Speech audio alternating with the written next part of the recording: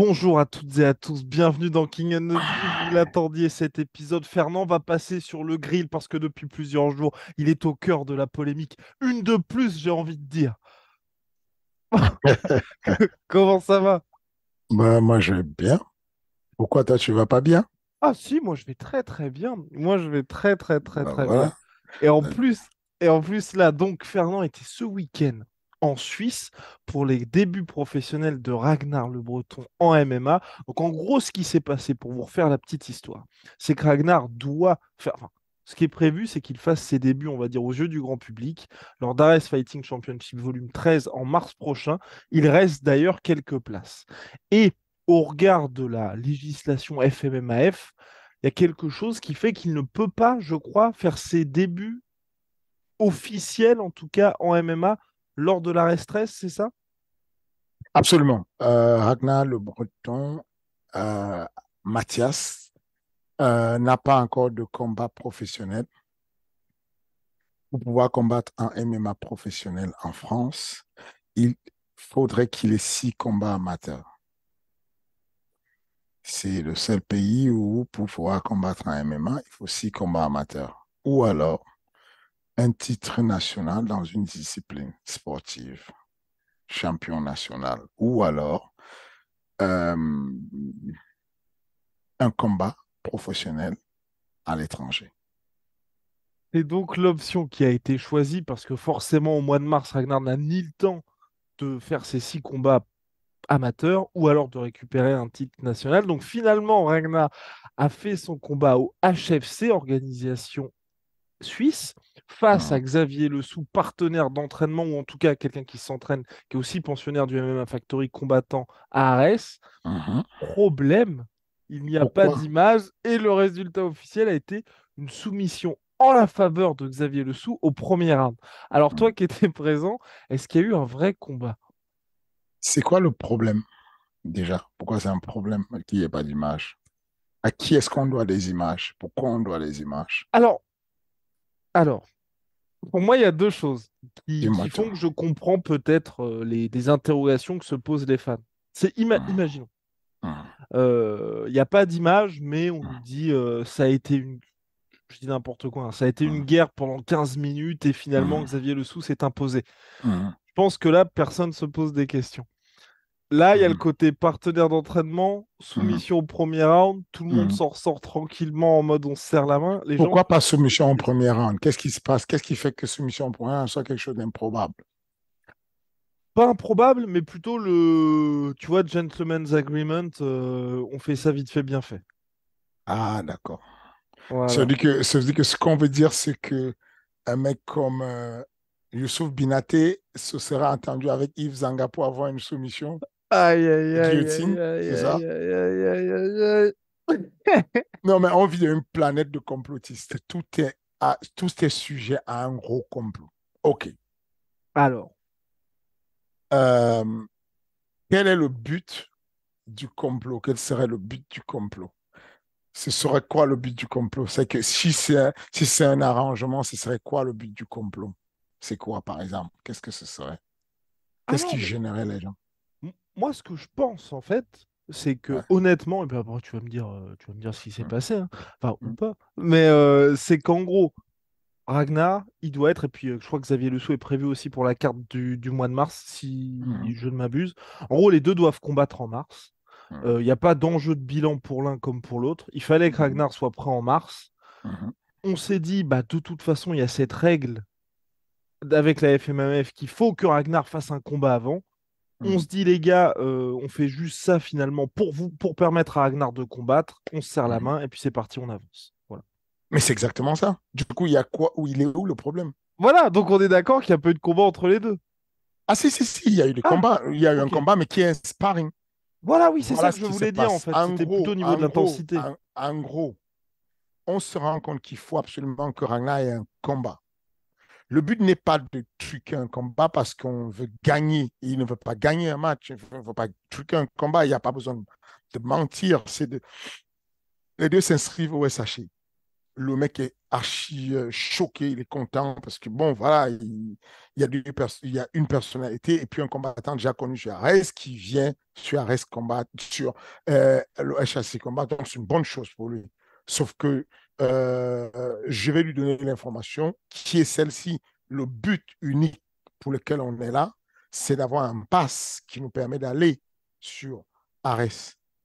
Nous, on a eu l'idée, c'est notre projet. On ne va pas aller filer l'idée de la primeur du combat de Mathias à quelqu'un d'autre. Enfin, c'est quoi, les Français auraient préféré que la Suisse profite de ce combat? Parce qu'en réalité, on nous dit que le combat n'est pas important. Ce n'est même pas quelque chose de très important, mais finalement, toute la toile en parle. Alors que c'est censé ne pas être un combat important. Finalement, toi, tu en fais un dossier. Là, le podcast d'aujourd'hui, tu en fais un dossier. Mais pourquoi c'est si important pour vous, finalement? Mais Parce parce que, que ça passionne la France, Fernand. ok, si ça passionne la France, acceptons donc de dire que c'est plutôt bien d'être dans le protectionnisme. Tu fais une industrie, tu fais une société, ce n'est pas pour livrer tes assets comme ça et les donner à qui veut pouvoir les avoir. Non, voilà ce qu'on va faire comme arrangement. Vous allez avoir la présence, vous allez avoir les photos, il y aura la pesée et ensuite le combat va être filmé uniquement par les caméras qui sont des ayants droit, des caméras d'un documentaire pour Netflix, des caméras d'un documentaire pour Canal+, des caméras. C'est ce genre de documentaire qu'on prévoit. Donc, il est hors de question de dire qu'on va exposer ça et qu'on va le donner comme ça. Et encore une fois, je trouve ça injuste d'exiger des vidéos. Une vidéo était quelque chose qu'on vous fait payer. OK? Quand on fait des images, chaque image d'Ares est une propriété intellectuelle de Canal+ ou de UFC Fight Pass. Ils ont payé pour ça.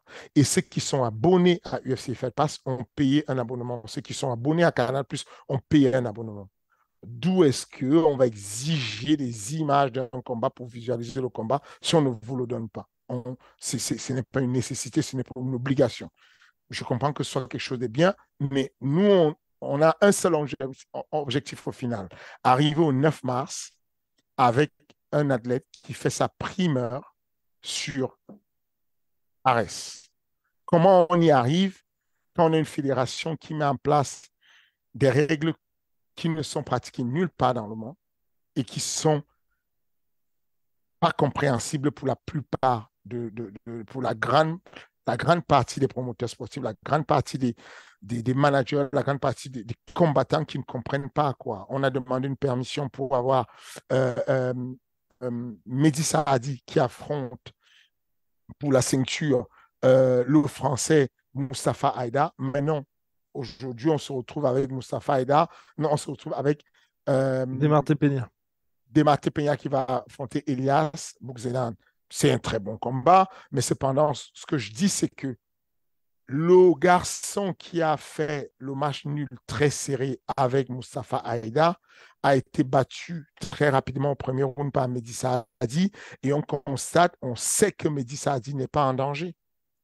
On sait très bien que même s'il y a des fortes probabilités que Michael Lebou puisse gagner Baki ou que Baki puisse gagner Michael Lebou, on sait que Baki n'est pas du tout en danger. Enfin, il n'y a pas un danger. Il n'y a pas un danger que Michael Lebou affronte Baki. Il ne va pas mourir de suite des coups de Michael Lebou. Il va être battu, mais il ne va pas mourir. On est d'accord.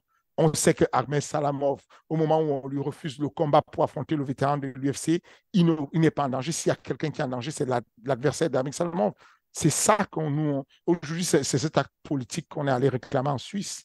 C'est de dire, OK, on va ramener deux partenaires d'entraînement. Ils vont aller faire un sparring qui est filmé, mais contenu pour ne pas. Mais réfléchissez 2 secondes. Qu'est-ce qui va faire qu'on puisse vendre le combat de Ragnar Mathias? Qu'est-ce qui fait qu'on vende le combat? C'est parce qu'il y a une exclusivité Mais et oui, qu'il n'y a pas une première image de ça. Comment voulez-vous qu'on se retrouve en Suisse en train de diffuser en live Une télévision qui diffuse, bien que ce soit un très bel événement, échassé et tout ce qu'on veut, mais ça n'a pas de sens. Pensez, Non, je pense que les pensez à gens protéger ce que... Vas-y. Je pense que les gens comprennent parfaitement ça et les interrogations, à mon avis, étaient plutôt. Mais en fait, c'est pour ça qu'il y a pas mal de choses qui en soi, je pense, entrent en jeu. C'est les gens se posaient surtout la question de est-ce que c'était un combat truqué? Mais là où aussi, moi, je m'interroge mine de rien, c'est est-ce que ça a été difficile pour Ragnar, bah, je sais pas, enfin, d'avoir cette discussion-là, de dire c'est ton premier combat professionnel, c'est pas celui qui compte, mais quelque part d'accepter qu'il y a un rouge pour ses débuts, tu vois. Mais ils se sont battus tous les deux pour avoir le rouge. Pour avoir le vert, du coup. Ouais. Non, pour avoir le rouge. Je viens de dire quelque chose de très bien là. D'un côté, tu as Xavier qui dit, moi, je le fais pour t'aider. Allons-y, on va faire un sparring, je vais t'aider. Et Xavier dit, bah, comme tu vas m'aider, moi, je te concède le rouge. Moi, je ne veux même pas qu'on se batte. Et de l'autre côté, Xavier dit, non, moi, je te concède le rouge. Ce n'est pas important pour moi, ce n'est pas un problème. Au point où j'en suis, j'ai déjà perdu, ça ne change rien et tout. Donc, voilà deux gentlemen qui disent, cette règle n'a pas de sens pour nous. On voit un monsieur, Mathias, qui s'entraîne, mais d'une discipline, c'est effrayant. Il s'entraîne 2 fois par jour, 5 jours sur 7. Ce mec a 2 autres métiers à côté. Il travaille sur la conciergerie de prestige. Il travaille c'est un comédien à plein temps. Il vient de signer un gros contrat avec Amazon.film. Il a tout ça qui est sur la tête. Et pendant ce temps, on lui demande d'aller enchaîner 6 combats amateurs, alors qu'il s'entraîne avec des mecs de l'UFC, il s'entraîne avec des coachs qui sont aguerris, qui ont déjà accompagné au très haut niveau et qui savent s'il est en danger ou pas en danger. Arrêtons. Donc, du coup, au bout d'un moment, on s'est dit, pourquoi est-ce que le Belge, le Péruvien, le Béninois, le Camerounais pourrait profiter de cette règle qui dit, un mec vient du Pérou aujourd'hui, il prend son billet d'avion. Il a fait un combat claqué quelque part au Pérou, n'importe où. Personne n'a la vidéo. On n'a jamais vu. Moi, j'ai des mecs qui ont 6 combats faits au Brésil. Je n'ai pas une vidéo. Je demande au manager, donne-moi une vidéo pour que je signe ton gars. Il n'y a pas de vidéo. Et alors, ça fait quoi? On le signe parce qu'on fait confiance à Shadow, à Tapologie. On a des mecs qui arrivent. Il y a un jeune qui est venu du Bénin récemment, Cotonou, qui vient, il affronte Wissem. Bah, ils font un combat. Et voilà, ça se passe bien. On croit à tout ce qui se passe à l'étranger. Bah, tu sais quoi? Au lieu de me prendre la tête à faire 6 combats amateurs, je vais aller, puisque je me sens capable, aller faire un combat pro de l'autre côté de la frontière et je reviens te donner ton combat pro, tu me laisses tranquille, je fais ma compétition. C'est archi clair. Ça n'a pas de sens de dire aux gens, ça fait depuis la création de la Fédé qu'on le dit sans cesse. On a pris des exemples,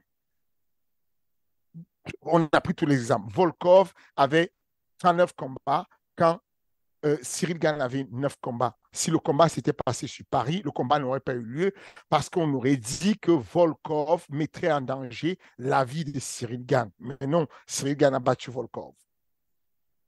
C'est d'une clarté pas possible. Et tu On penses dit que qu'il ça y a peut des... changer, ça, ou pas? J'espère que ça va changer. Si ça ne change pas, ça va être la dérive.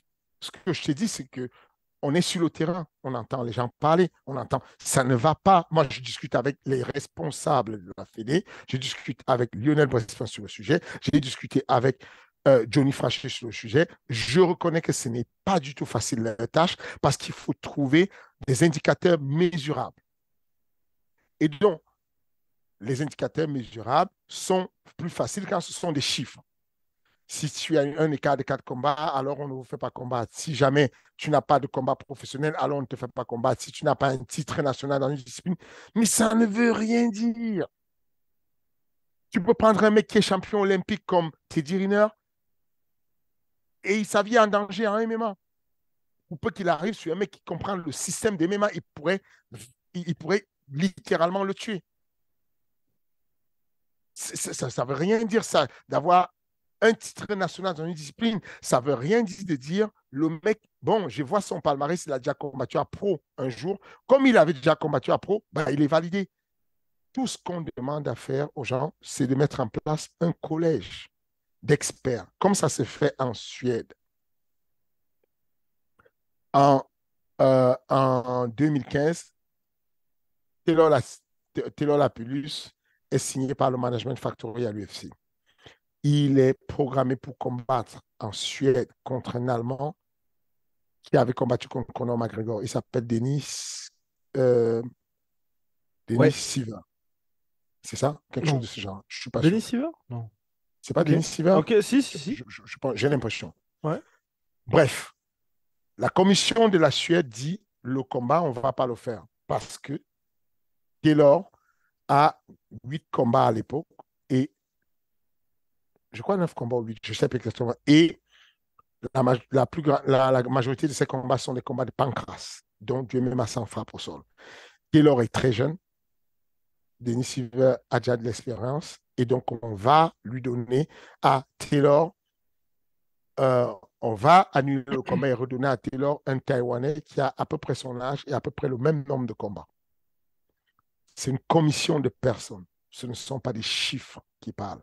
Ce sont des personnes qui analysent et disent on a la décision régalienne, on décide là tout de suite, le combat a lieu, il n'a pas lieu. Ce que je dis, c'est que ils ont un bureau, par exemple, un bureau, le BO quelque chose, le bureau des officiels de quelque chose, je ne me rappelle plus comment c'est, ce que c'est. Mais en tout cas, ce bureau-là pourrait décider comme ça, au lieu de mettre juste une règle qui ne peut pas changer et qui n'est pas humaine. C'est une règle qui n'a pas de sens. Ça n'a juste pas de sens. On n'arrête pas de le dire. Qu'il y a certes des génies, mais on ne sait pas encore tant qu'ils ne sont pas génies.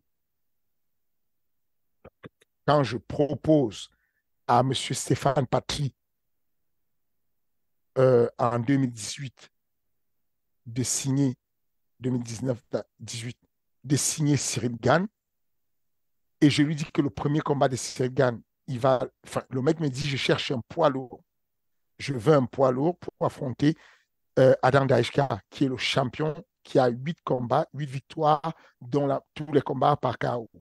Il est prévu pour le contender de la série. C'est un tueur. Et je lui dis, j'ai quelqu'un pour toi. Il s'appelle Cyril Gann. Le mec me dit, c'est quoi son palmarès? Je ne trouve pas sur Stapology. Je lui dis, non, il n'a pas de palmarès. Il me dit, comment ça? Mais non, il n'a pas de combat, mais je te promets, crois-moi sur parole, c'est un tueur. Il me dit, non, c'est impossible. Je lui dis, ton gars ne passe pas de run avec lui. Je te promets, c'est un tueur. Voilà comment on fonctionne. Il y a de l'humanisation à avoir et de comment dire, la personnalisation sur chaque décision à avoir. Il y a la singularisation à donner à chaque problème qu'on a. Aujourd'hui, on a la possibilité, il y a assez d'experts pour pouvoir faire une commission et dire, c'est vrai, je le vois s'entraîner, je vois ce qu'il fait, je connais son entraîneur, je connais sa team, ça tient la route, ça peut passer. Aujourd'hui, Cyril, il combat contre le mec, il assure, il fait le premier combat, premier championnat mondial sur une grosse organisation comme le TKO qui a vu naître Georges Saint-Pierre, David Loiseau, tous les grands champions de l'UFC. Bah, il est là. Et ce que je dis aujourd'hui, c'est que regarde la polémique qu'on a là sur Baïsango. Baïsango, il a raison de dire je pense que je vaux mieux, je veux la ceinture. Mais moi, tout ce que je dis, donnez-moi l'occasion de faire un combat entre Baïsango et Michael Lebou. Moi, je veux ce combat.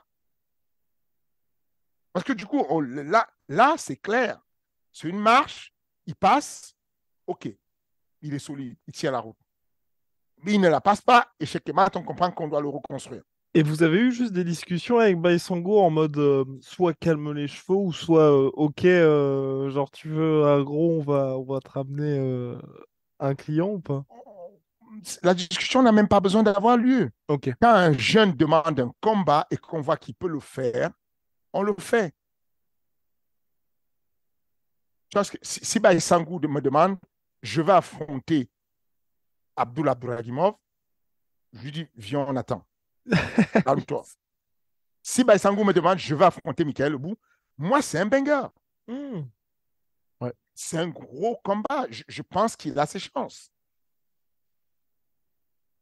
Donc, aujourd'hui, on est castré, on n'a pas ces shows-là, on a l'occasion de faire de très beaux combats, mais on ne peut pas les faire parce qu'on est bloqué. Donc, on n'a pas, on a quelqu'un là qui donne son temps, qui se sacrifie. Il habite à 1h30 d'ici. Il voyage tous les jours pour venir d'où il est, en Normandie, et venir s'entraîner à Paris, au MMA Factory. Ce mec-là donne tout pour s'améliorer. Il a un autre métier à côté. Il a d'autres métiers à côté. Et en gros, on va dire à ce mec, bon, tu n'es pas un ayant droit. Mais pourquoi il n'est pas un ayant droit? C'est quoi cette polémique-là de dire, oui, il y a des gens qui se tuent et n'ont pas cette occasion. Mais désolé de vous l'apprendre, la vie est injuste, en fait. La vie est juste injuste. Il faut penser de manière analytique. Faut penser de manière. Faut comprendre que euh, au bout d'un moment, il y a des personnes qui viennent d'un monde autre et qui vont faire autre chose parce que ça va apporter le développement de la pratique de masse. Très simplement, quand la fédération de rugby appelle Cyril Gann pour aller donner un coup d'envoi pour un match de football, c'est ce qu'on appelle un cross. Il y a une discipline qui est le rugby, qui va accueillir un gars du MMA qui va donner un coup d'envoi. Mais ce qu'ils attendent, eux, les dirigeants de la fédération de rugby, c'est qu'il y ait plein de gars qui aiment le MMA, qui aiment Cyril Gann, qui soient connectés et qui découvrent le rugby. Nous, on a la même chose qu'on peut faire. Il y a beaucoup de comédiens qui suivent Mathias.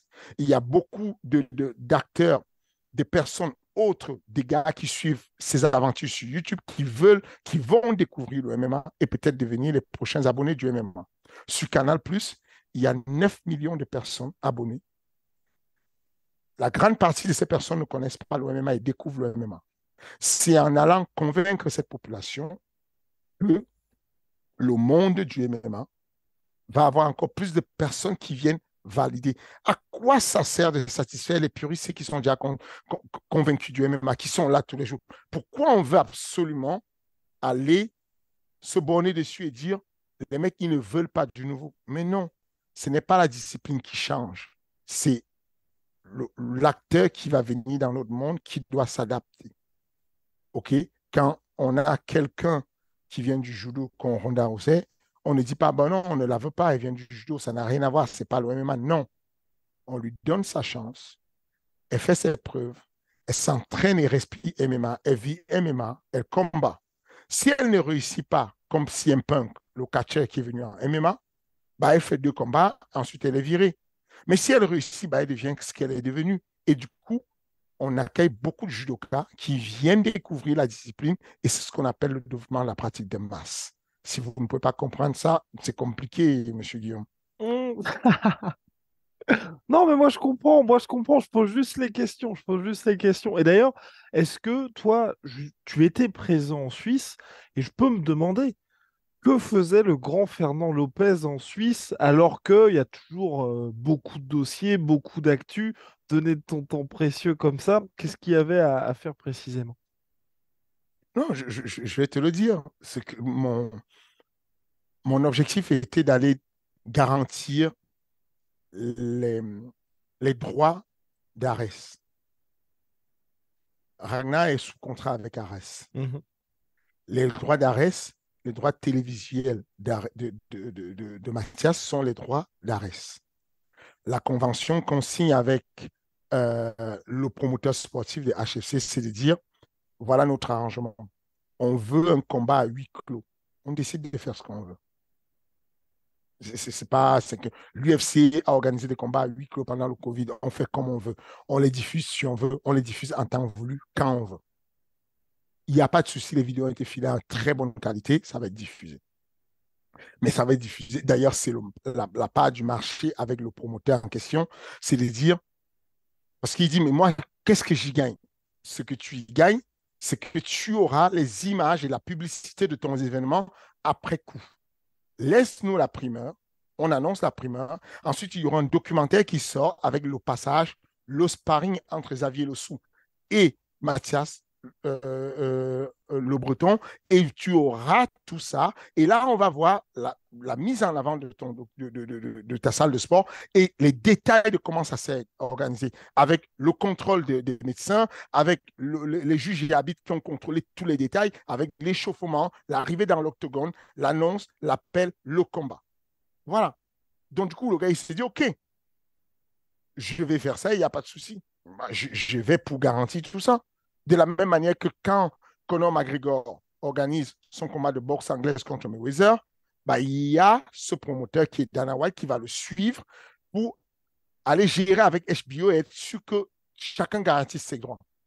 On fait une co-organisation dans un but précis et on va accompagner chacun son partenaire pour garantir. Lui, il va garantir que sur la pesée, qu'on soit disponible et qu'on se rende disponible pour faire les photos avec toutes les personnes qui sont là et on fait ce qu'il y a à faire, on joue le rôle, il n'y a pas de problème, on s'affiche, on joue les rôles des médias avec lui et ensuite on coupe, on ferme, il y a un huis clos, la compétition elle est organisée comme on l'a vécu, mais sous la diligence de la commission athlétique dont les arbitres avec des Allemands, des Suisses, des médecins, tout le parterre de la commission qui va juger son truc.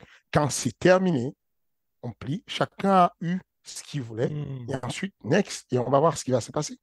Et en termes d'expérience au global, est-ce que tu as été rassuré? Parce que bon, ok, c'était un sparring, mais c'était quand même une première fois pour Ragnar. Est-ce que ça s'est bien passé? Est-ce que tu l'as bien senti, toi?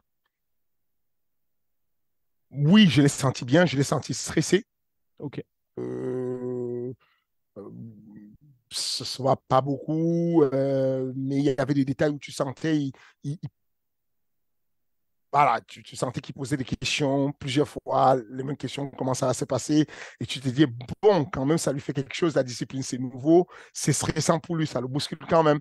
Euh, euh, D'autant plus que ça n'arrêtait pas de charrier, vous allez voir dans le documentaire, où lors des montages, vous voulez voir qu'il y a Xavier qui est très taquin et qui dit, bon, moi, je vais y aller. Hein. Moi, on dit sparring gentil, mais moi, je vais te régler ton compte, Nani.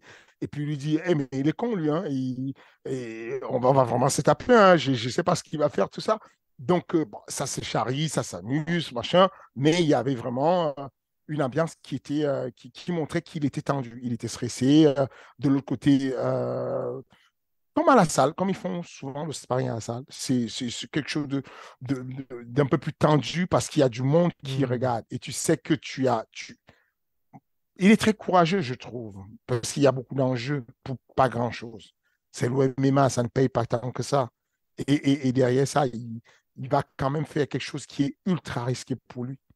Il va affronter des gens qui ont envie de faire une carrière en MMA, même s'il veut faire quelques combats en MMA et qu'on a déjà programmé le mois de mars, le mois de mai, et puis un combat en fin d'année en décembre, même si c'est déjà programmé, euh, c'est pas son métier, c'est pas sa carrière, c'est un comédien qui kiffe ça.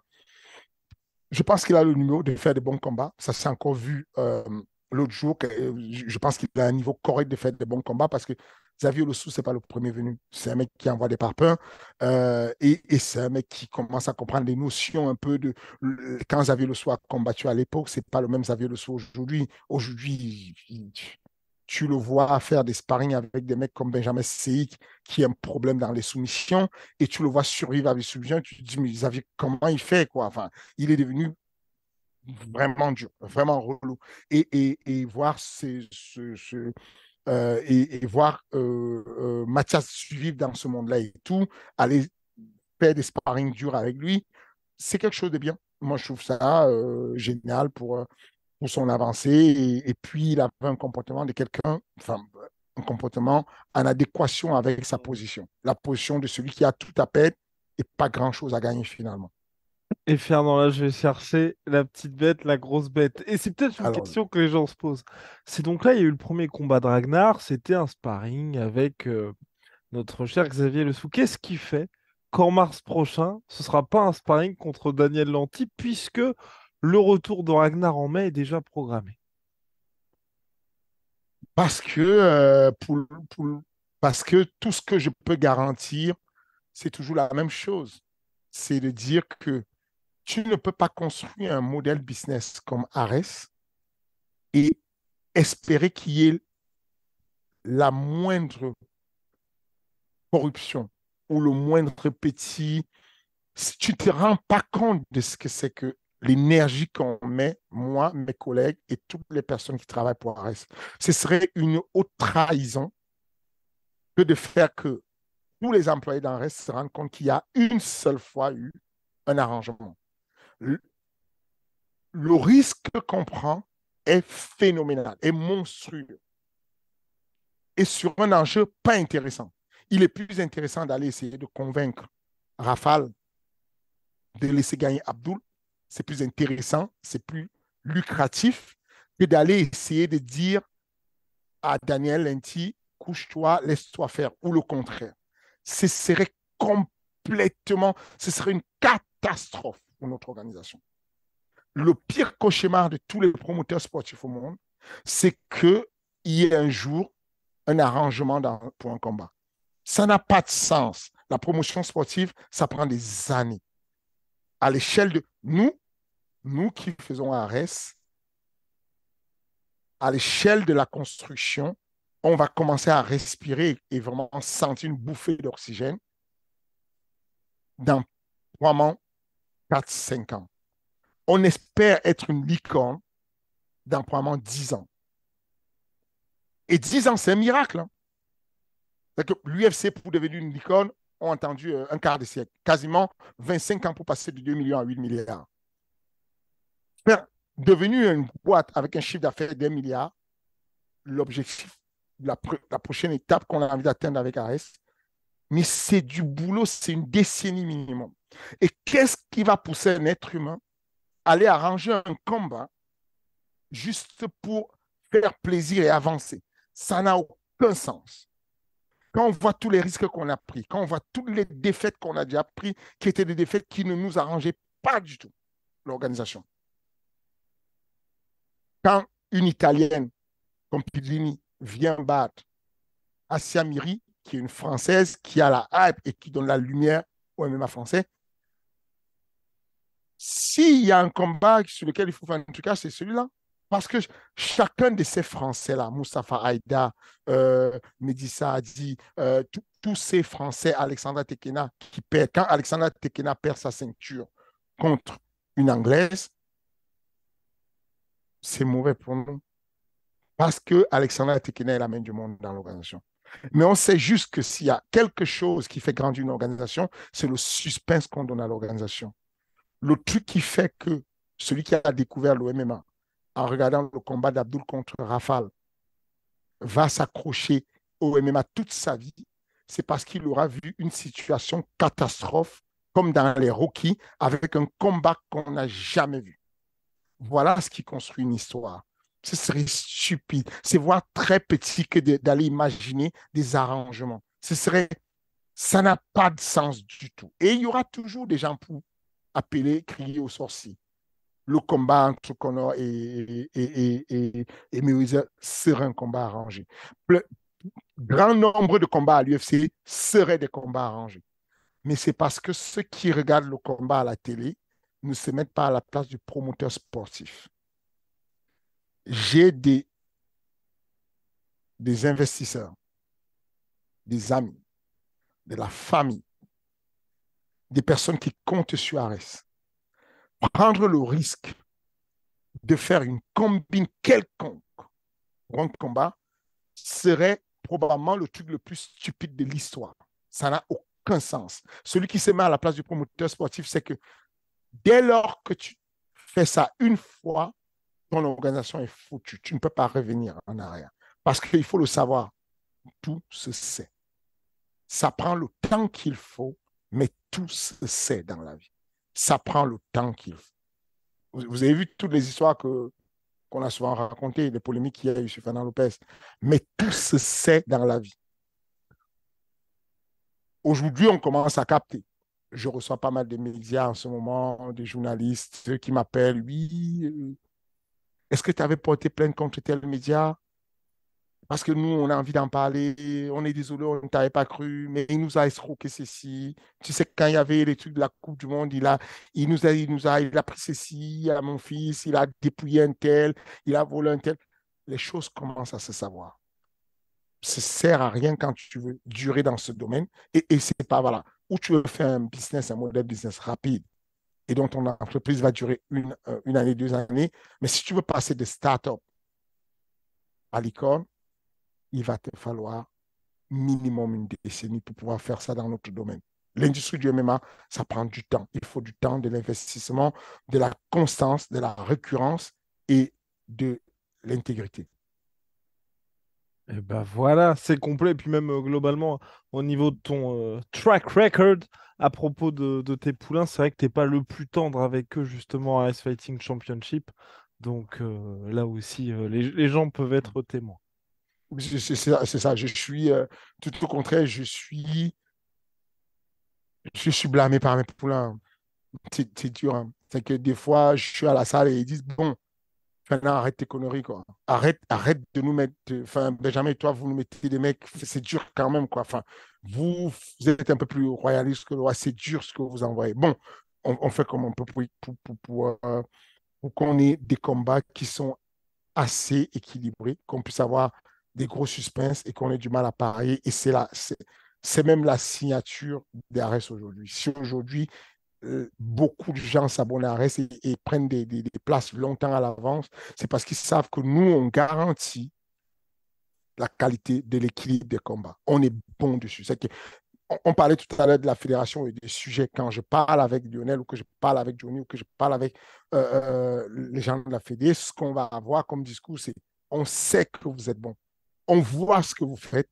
Tout est en ordre, tout est réglo, on voit tout est équilibré. Mais on ne peut pas faire deux poids, deux mesures.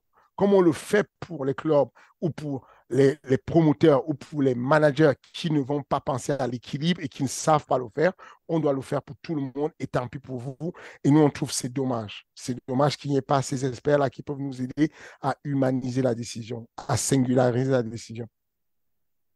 Et est-ce que justement, quand vous faites le point avec les investisseurs ou en tout cas le board financier d'Ice Fighting Championship, par exemple après le dernier, je peux pas dire que vous vous êtes fait taper sur les doigts, mais est-ce qu'il y a eu des petits regards en mode bon les gars là, Asia Miri, Abdul, on n'est pas passé loin d'avoir deux des plus bankable, en tout cas en voie de devenir bankable pour Asia Miri, que les potentiels poules aux œufs d'or, ça parte un peu et ceux qui C'est les, connaissent, ouais, dans le sens, c'est et les eux discours. s'y connaissent pas forcément en sport. Non, il y a certains qui connaissent. Ok. Ce qui est bien avec les investisseurs, c'est que la moitié des investisseurs sont des investisseurs de passion et il y a une autre moitié qui sont des investisseurs de business. Je pose des sous et je sais que ça va payer.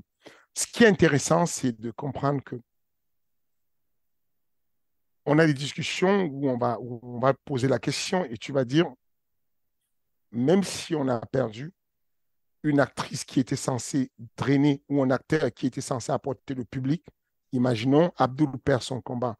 C'est un gros vendeur. Il ramène du monde dans la salle. Ça reste une histoire qui est une dramaturgie. Et c'est ça qu'il faut voir en fait. Les gens, ce qu'on appelle, les Anglais appellent landscape, les gens regardent le paysage tout petit en fait, en se disant, Cyril Gann a perdu un combat contre Francis, c'est dramatique. C'est une catastrophe. Moi, je regrette la défaite, je suis déçu, mais très rapidement, j'ai lu la dramaturgie. Au moment où ce phénix qui est mort, ce jeune talent qui est mort à Los Angeles, arrive à Paris devant 17 000 spectateurs, là, quand il prend son knockdown, il se relève du knockdown et qui met son KO, là, tu comprends l'envergure de la dramaturgie. Asia Miri a perdu, mais elle a perdu un combat. Elle n'a pas perdu une bataille. Elle n'a pas perdu son rôle dans la vie. Le rôle dans la vie aujourd'hui d'un athlète, c'est d'apporter le show quelque part. Je trouve que cette petite fille a quelque chose. Je trouve qu'Alexandra Tekina est brillante, elle a quelque chose. Je trouve que Tekina a beaucoup de choses à apprendre sur sa manière de boxer, sur le sol, mais qu'elle a une knockout power qui est rare chez les femmes. Elle est exceptionnelle. Et donc, je pense que tôt ou tard, elle sera une star. Je suis fier qu'on puisse nous construire des stars. Je trouve que Asia Miri, elle est esthétiquement l'un des trucs les plus sophistiqués qu'on ait sur le MMA féminin, mondialement parlant. Y compris à l'UFC, il y a peu de femmes sophistiquées comme Asia Miri. Elle est jeune. Elle est en train d'apprendre. Si elle réussissait à améliorer ses points faibles, comme elle le fait aujourd'hui. Elle est sortie de sa défaite, le lendemain, elle était à la salle. Si elle réussit à surpasser ça, l'histoire est juste phénoménale.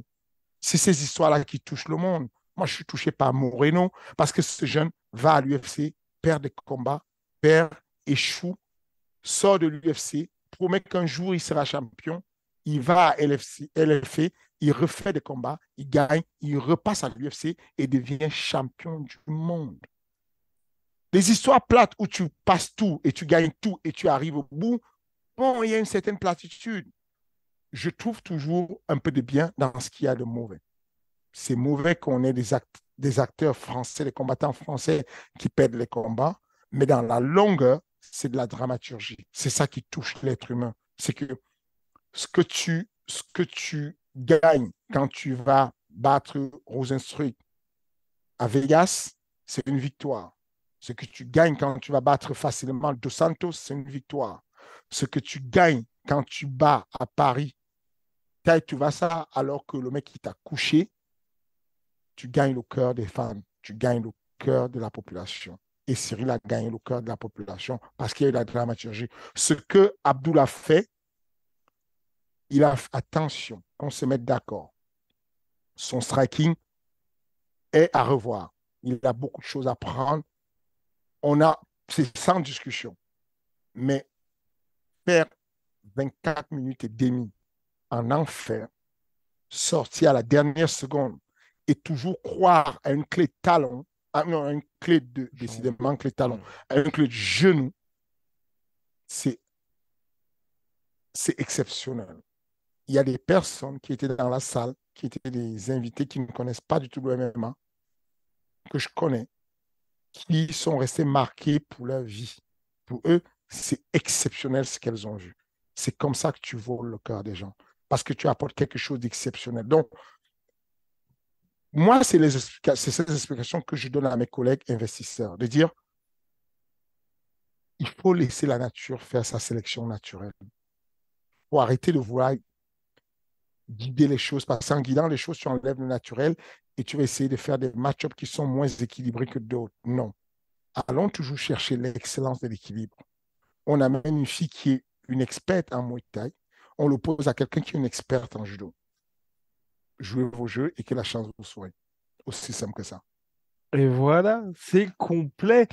Fernand, dernier point et pas des moindres. Là, ce week-end, il y a Sergey Spivak qui revient contre Derrick Lewis. Derrick Lewis que tu connais bien. Personnellement, moi, je pense que c'est la Sergei dernière Pivac que je connais aussi. que tu connais aussi. Il s'est Pour... entraîné au MMA Factory à l'époque.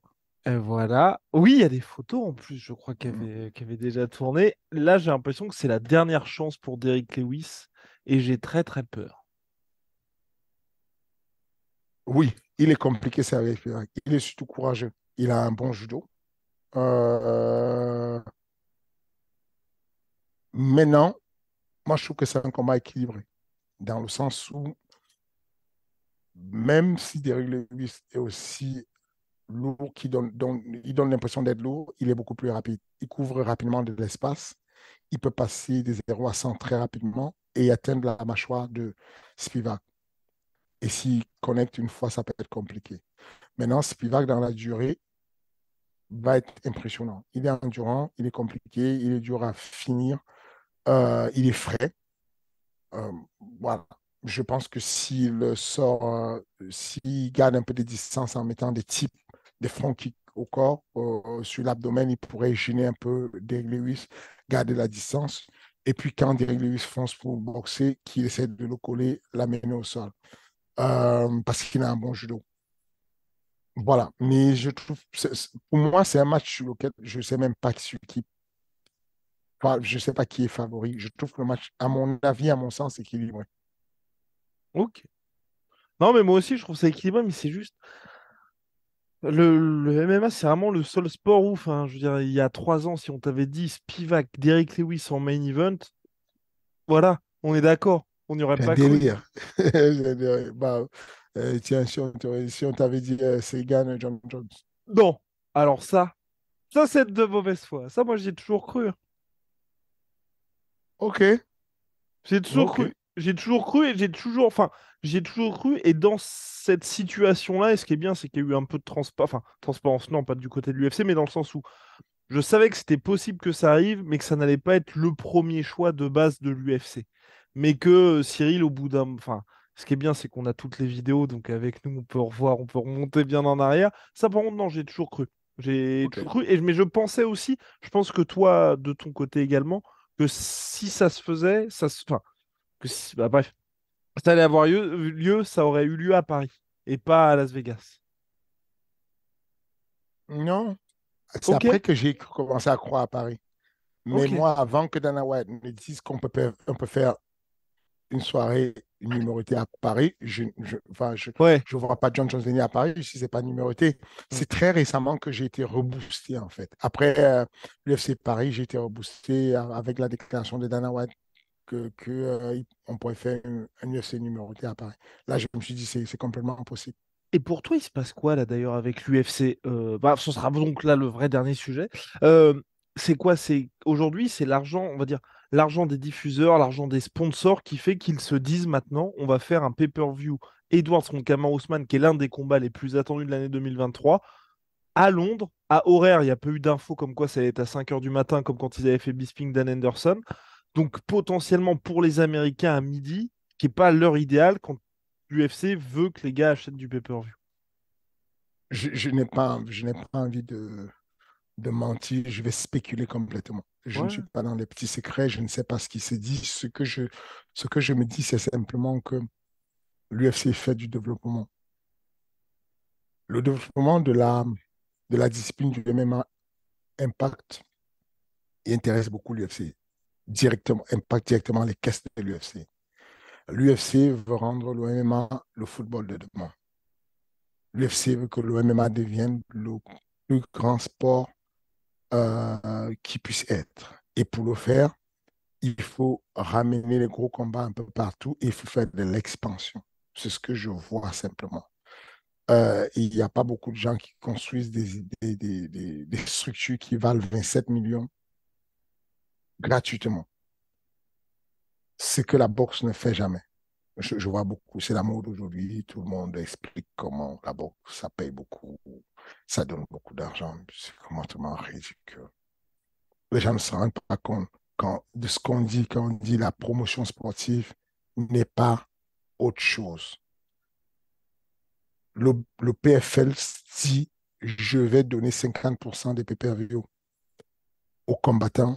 Les gens ne se rendent pas compte combien de fois c'est ridicule. Attention, ce que je vais dire là, Peter Murray, le Dana White de PFL, le numéro un, est mon ami. On s'envoie des textos, on se parle, on a des projets communs, mais je vous dis, c'est ridicule.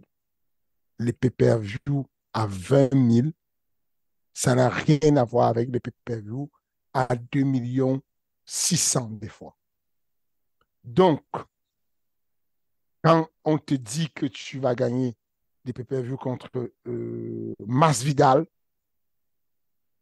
bon, tu sais que quand on te partage $1 sur le pay-per-view, tu es refait. Si tu passes le cap de 600 et qu'on te donne 2,5 de pay-per-view, tu es repeint. N'allez pas comparer ça à quelqu'un qui vous dit je vous donne 50% des pay-per-view. Ça veut dire quoi? Ça veut dire que quand j'ai vendu 20 000 pay-per-view, je vais prendre la moitié de ces pay-per-view et je vais partager avec l'ensemble de ceux qui ont combattu. Est-ce que vous voyez combien de fois c'est ridicule? Ça n'a pas de sens. La boxe vient faire du show, vendre du show, donne la boxe, mais ne réinvestit pas. L'UFC réinvestit dans le sport et dit, je vais ouvrir un UFC Institute à Las Vegas, 27 millions, c'est gratuit pour tous les combattants. Je vais mettre tout ce qu'il faut, tout machin, ça fonctionne, on ne récupère pas des sous. Je vais mettre un UFC PI Institute à Shanghai, c'est offert. Je vais mettre un PI Mexico, c'est offert. Je vais mettre un PI au Nigeria, à Abuja ou à Yaoundé au Cameroun, c'est offert. Ça, c'est ce qu'on appelle une promotion sportive.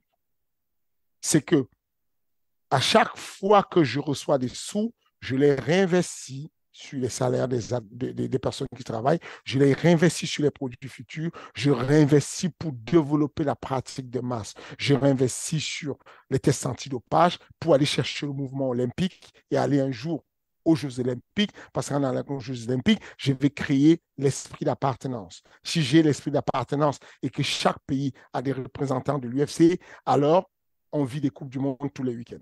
Parce que tous les week-ends, il y a des équipes différentes, les pays qui supportent leur pays, et ça devient un gros, gros projet.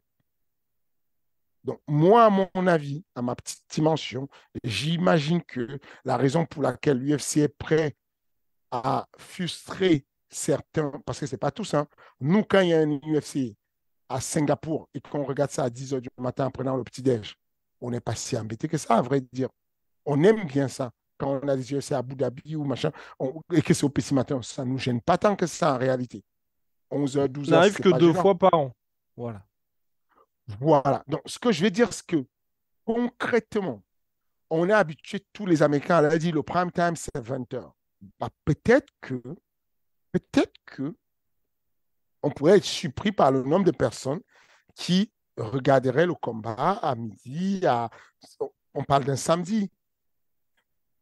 Donc, pour moi, ils ne prennent pas un gros risque. Je pense que ce qu'ils se disent, c'est waouh, on a fait l'UFC avec Pimblet, avec toute l'armée des Anglais. C'est une folie.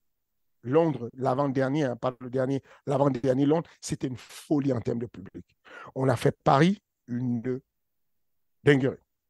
Donc, on comprend que le marché européen, finalement, c'est le seul marché où on n'est pas allé faire notre grosse conquête.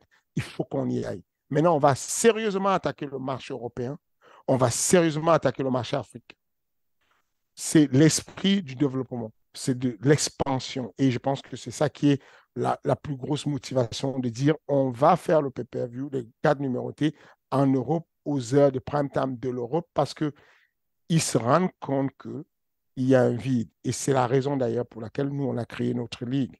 La naissance d'Ares vient du fait qu'on se rende compte que sur le fuseau horaire entre l'Europe et l'Afrique, c'est le vide sidéral.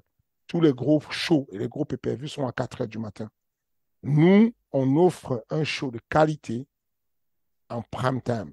À 20 h 30, quand Canal Plus se connecte, c'est l'heure où on a les grands matchs de foot. À cette heure-là, on offre du MMA. Et ben voilà, parfait. On est complet, Fernand. Je pense qu'on va se retrouver sagement la semaine prochaine pour un épisode. D'ici là, qu'on aura le temps d'être encore plus fou. Il y aura le débrief de l'UFC, des actus du moment. Je suis sûr que Fernand, là, il a deux, trois trucs en réserve.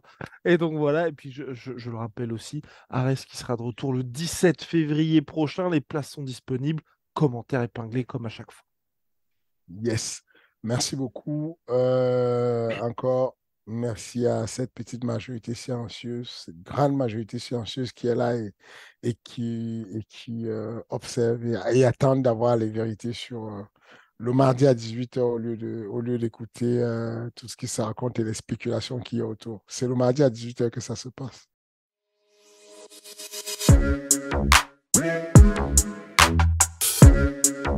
Yeah.